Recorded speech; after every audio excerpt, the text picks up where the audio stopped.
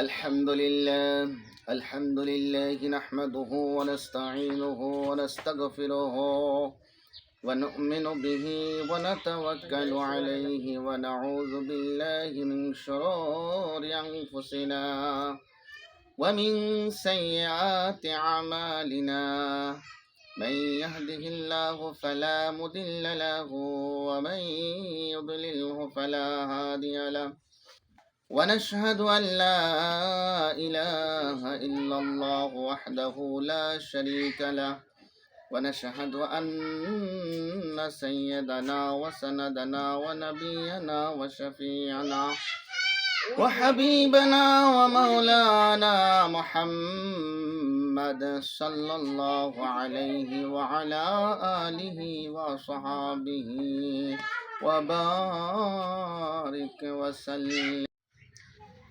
আল্লাহ রাব্বুল আলামিন বান্দাকে তিনি দেওয়ার জন্য সব সময় প্রস্তুত আছেন। আল্লাহ রাব্বুল আলামিন বলেন, কুল হুয়াল্লাহু আহাদ আল্লাহুস সামাদ।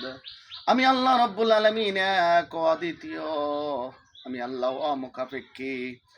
লাম ইয়ালিদ ওয়া লাম ইউলাদ, আমি আল্লাহর কোনো ছেলে নাই, মেয়ে নাই, সন্তান সন্ততি নাই।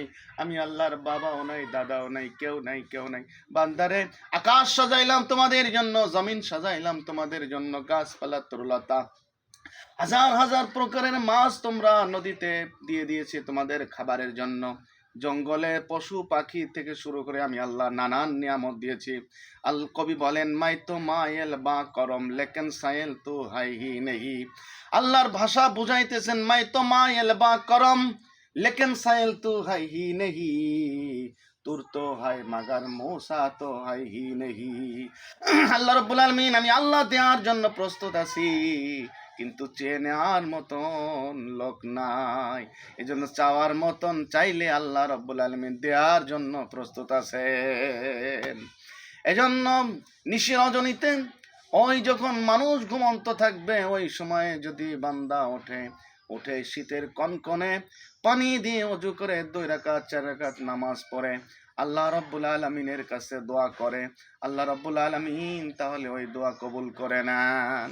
নবীজির কাছে দোয়া করা হইলো, কখন দোয়া করলে বান্দা যদি করে আল্লাহ তাআলা তাড়াতাড়ি কবুল করে নেন। আল্লাহর হাবিব বললেন, ফি কুল্লি দুবুরিস সালাওয়াত, প্রত্যেক ফরজ নামাজের পরে দোয়া করলে দোয়া কবুল হয়।